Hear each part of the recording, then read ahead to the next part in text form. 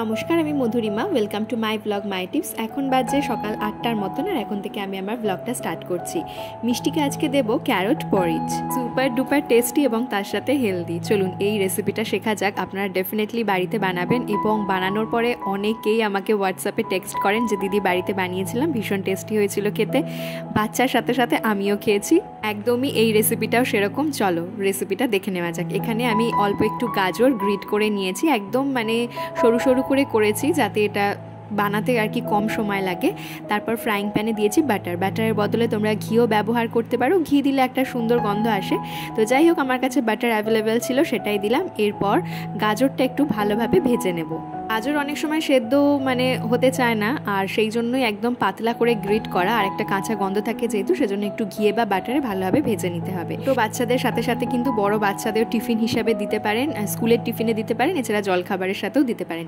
এরপর আমি এর মধ্যে অ্যাড করে দিলাম সুজির পরে এর মধ্যে অ্যাড করে দিচ্ছি একটু সিমুই যদি না থাকে তাহলে স্কিপ করতে পারেন। তবে এই সব কটা যেগুলো আমি দেখাচ্ছি, সব ইনগ্রেডিয়েন্টসগুলো একসাথে ব্যবহার করলে না ভীষণ টেস্টি হবে খেতে, সেই জন্যই দেখানো।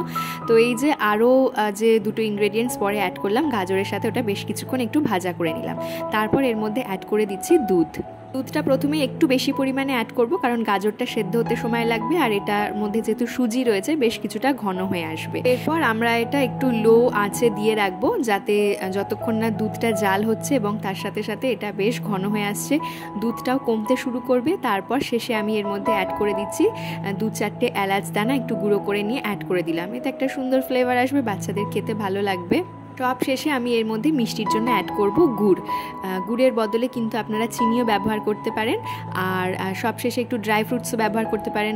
আবার প্রথম দিকে গাজর যখন ভাজা হচ্ছে বাটার বা ঘিয়ে, তখনও একটু ড্রাই ফ্রুটস যেরকম আমন্ড বাদাম কুচি, তারপর হচ্ছে কাজু বাদাম, তো এইগুলো একটুখানি ভেজে নিয়ে অ্যাড করতে পারেন, তাতেও আরও বেশ টেস্টটা ইনক্রিজ হবে। তবে আমি যেহেতু সকালের খাবারে মিষ্টিকে দিচ্ছি, তো সেজন্য আর বেশি কিছু দিলাম না এর মধ্যে, সিম্পলভাবেই করে ফেললাম, এতেই কিন্তু দুর্দান্ত হবে খেতে।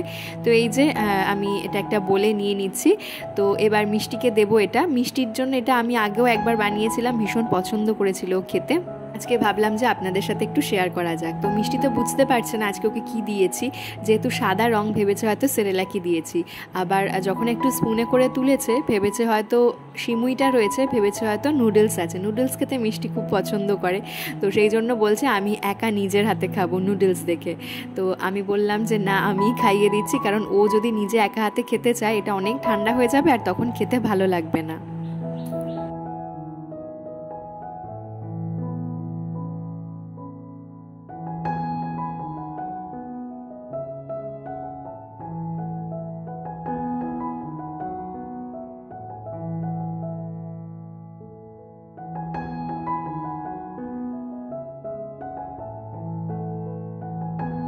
খাওয়া দাওয়ার পরে মিষ্টিকে একটু মাথায় হেয়ার অয়েল ম্যাসাজ করে দিচ্ছি। এই যে একটুখানি বর্ষা পড়েছে, আজকে একটু বৃষ্টি হচ্ছে, বেশ কয়েকদিন ধরেই একটু বৃষ্টি ওয়েদার হচ্ছে, বা তার সাথে সাথে গরমও রয়েছে। কালকে মিষ্টিকে ভালো করে শ্যাম্পু করিয়ে দিয়েছিলাম। ট্যাফিলের যে শ্যাম্পুটা বেবিদের জন্য রয়েছে, সেটা শ্যাম্পু হিসেবেও ব্যবহার করা যায়, আবার বডি ওয়াশ হিসেবেও ব্যবহার করা যায়। মিষ্টির পায়ে যে একটু কালো ভাব রয়েছে, যেটাকে মঙ্গোলিয়া স্পট বলেছিলেন যখন মিষ্টি হয়েছিল সেই সময়, তবে বলেছিলেন যে বড় হওয়ার সাথে সাথে এটা আস্তে আস্তে মিলিয়ে যাবে। তবে ওকে প্রত্যেক দিনই পায়ে আমি ক্যান্ডিড সাবানটা ব্যবহার করাই। অনেক সময় কি হয়, মিষ্টিকে হয়তো পায়ে মশা খেলো, অথবা পায়ে পেন দিয়ে আঁকে, বা মানে বাচ্চারা তো বিভিন্ন নোংরা ঘাটে, তাই না? তো সেজন্য বিশেষ করে পাটা পরিষ্কার রাখাটা খুব দরকার, সেজন্য প্রত্যেক দিন আমি মিষ্টিকে ক্যান্ডিড সাবানটা ব্যবহার করাই। আর মিষ্টি এতদিন মামা আর্থের হেয়ার অয়েলটা ইউজ করতো, তবে এখন মিষ্টিকে আমি কোকোনাট হেয়ার অয়েলটা ইউজ করাই। এরপর আজকে ঠিক করেছিলাম আমাদের কিচেনের ক্যাবিনেটটা আজকে একদম ক্লিন করব। 3টে কাউন্টার রয়েছে, তো প্রত্যেকটা কাউন্টারই আজকে ক্লিন করব বলে ঠিক করেছি। বৃষ্টি হওয়ার আগে এগুলো প্রায় প্রতি সপ্তাহে ক্লিন করতাম, কিন্তু এখন আর সেরকমভাবে হয়ে ওঠে না। তো এই পোর্শনটায় মিষ্টির সমস্ত খাবার দাবার, ড্রাই খাবার যেগুলো হয় আর কি, সেগুলো আমি রেখে থাকি। আগে কি হতো, প্রত্যেকবার গ্রসারি শপিং করতে যাওয়ার আগে আগে এই সমস্ত কন্টেনারগুলো ক্লিন করতাম, তার সাথে সাথে খালি করতাম, আগের যে সমস্ত পুরনো জিনিসপত্রগুলো রয়েছে সেগুলো সরিয়ে ফেলতাম। তো এখন তো আর সেরকমভাবে করা হয় না।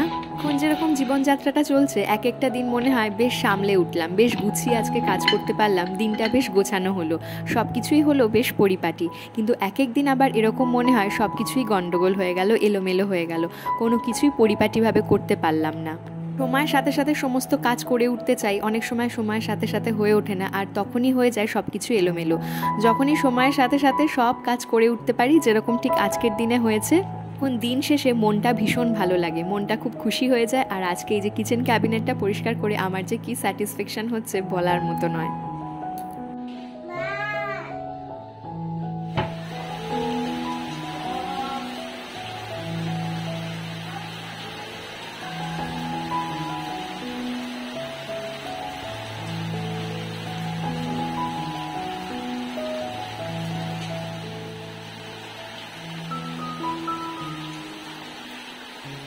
বাইরে বৃষ্টি পড়ছে আর মিষ্টিকেও স্নান করানো হয়ে গেছে, আমারও এর মধ্যে স্নান করা কমপ্লিট।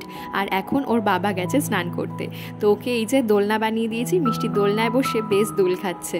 আর যেই বৃষ্টি পড়েছে একটু ঠান্ডা ঠান্ডা যেহেতু হয়েছে, মিষ্টি দোলনায় দোল খেতে খেতে কিছুক্ষণ পরেই দেখছি চোখটা ঘুম ঘুম হয়ে এসেছে। তখনই ভাবলাম যে না, ওকে এবার লাঞ্চটা করিয়ে দেওয়া যাক।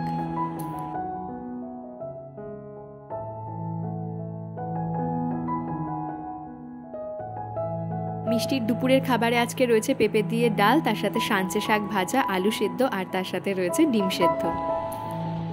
এটা কি হচ্ছে? আমাকে একটু হাত ধরে করিয়ে দিই, আমি নিজে করবে?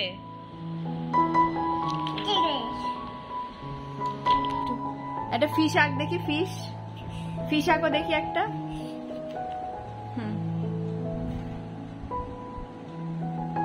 এ লেখো, এ লেখো। ফিশ হয়েছে? ফিশ এঁকেছো? বাহ, এটা ফিশ হয়েছে, বাহ, খুব ভালো ফিশ হয়েছে। এটা মৌরলা নাও। হ্যাঁ, একটা ইয়ে করো, ওই যে এ লেখো, এ। ওটা কি হলো? আরো আছে না? আরো আছে, ব্যাগে আরো আছে। না না, আসো আসো আসো আসো আসো, মিষ্টি আসো, মিষ্টি এসো। দিদিকে দাও, দিদিকে দাও।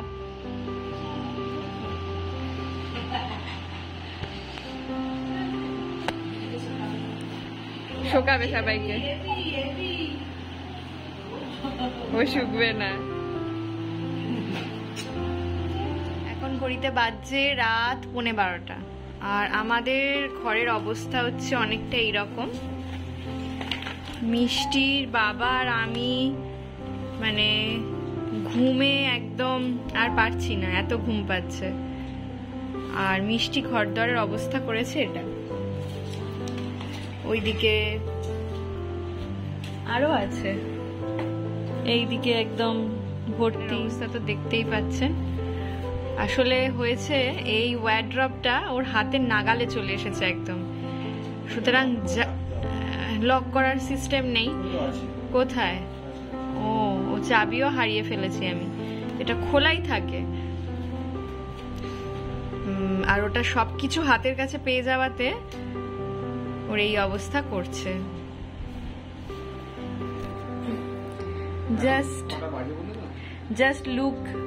Just look at my dressing table. This is my dressing table. এই প্রায় কয়েক বছর আগে এটারই একটা সুন্দর ভিডিও আপনাদেরকে দিয়েছিলাম। তার একটা প্রোডাক্ট এখানে আর বেঁচে নেই, এখানে কিছুই থাকে না, ওই যেগুলো হচ্ছে অপ্রয়োজনীয় জিনিস সেইগুলো। এটা খুলতে পারে না, খুব টাইট, সেজন্য এর মধ্যে জিনিস আছে। আর এই ড্রয়ারটা খুব ভারী বলে এটা খুলতে পারে না, সেজন্য এর মধ্যে জিনিস আছে। বাকি সব ফাঁকা, এগুলো সব খুলতে পারে।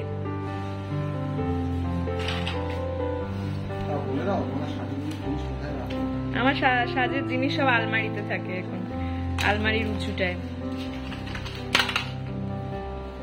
কি হয়েছে? হয়েছে এবার? হ্যাঁ, ও এবার ওখানে চলে গেছে ড্রেসিং টেবিলে। উফ, এবার এগুলো কে পরিষ্কার করবে? হ্যাঁ, তুই তো করবি না।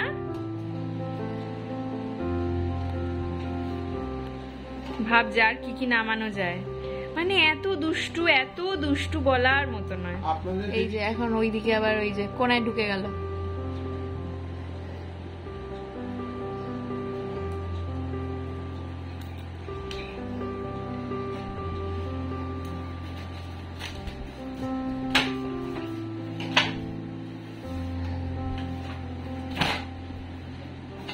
শার্ক কোথায়? শার্ক কোথায় মাম্মা?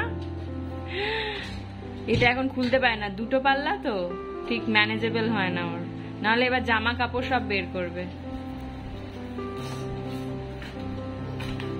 গুড নাইট করে দাও, গুড নাইট বলো, বাই বাই। বাই বাই বলবে না? এই দেখো এখানে অনেকে দেখছে তোমাকে, মামা বাই বাই বলবে না? এই যে বাই বাই করে দাও, গুড নাইট বলো। খুব কাজে ব্যস্ত তো, অতটা ভালোভাবে বলতে পারলো না। চলো একটু উপর থেকেও ভিউটা শেয়ার করলাম আপনাদের সাথে।